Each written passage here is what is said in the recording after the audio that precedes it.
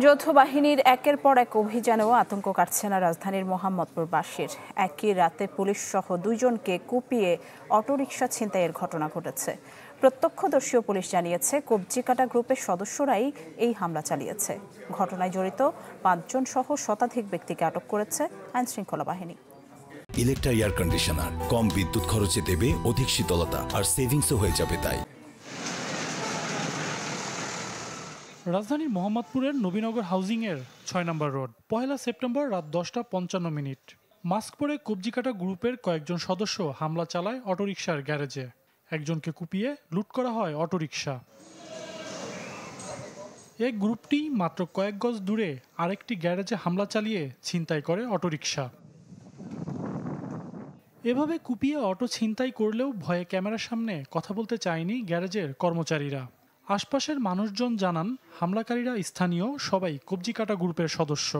আপনারা যে গোপনে করবেন, অমনি করবেন, বা সিসিটিভি লাগাই নেবেন বা ফুটেজ লাগাবেন, যত কথাই কইবেন কোনো লাভ নেই। এদের নিরাপত্তা কেউ দিতে পারেন না। আপনারা এখান থেকে বের হয়ে গেছে, বের হয়ে ওইখানে কি করছে, এখানে যাইতে যাইতে যা করছে ওরা তো শুনছেনি, যাইতে যাইতে মানে করে গেছে। মানুষ তো এমনি আতঙ্ক থাকার, আমরা তো এদেরকে চিনি না। এরা তো রাত্রে আসে, রাত্রে চলে যায়। কি মনস্তাপ নিয়ে আসে বা কেন আসে, কার ক্ষতি করার জন্য আসে, এটা তারাই জানে। ১ ঘন্টার ব্যবধানে শ্যামলী হাউজিং এলাকায় এক যুবককে জিম্মি করে কবজিকাটা গ্রুপের সদস্যরা। পরে পুলিশ ঘটনাস্থলে গেলে ধারালো অস্ত্র দিয়ে তাদের ওপর হামলা চালানো হয়। আহত হয় এক পুলিশ সদস্য। তাৎক্ষণিকভাবে সেনাবাহিনী ও পুলিশের যৌথ অভিযানে ১০২ জনকে আটক করা হয়। এদের মধ্যে ৫ জন সরাসরি সেই হামলায় জড়িত। এদের নামে নিয়মিত মামলা, পুলিশ অ্যাসল্ট মামলা, পুলিশের কাজে বাধা দান, পুলিশকে আক্রমণ, আহত করা, নিয়মিত মামলা হয়। জনি গ্রুপ এবং ওর সাঙ্গপাঙ্গ কবজিকাটা আনোয়ার, যাকে আমরা ইতিমধ্যে অ্যারেস্ট করে সে জেল হাজতে আছে, তার সাঙ্গপাঙ্গ, এরাই মূলত এই ঘটনাটা ঘটিয়েছে আর কি।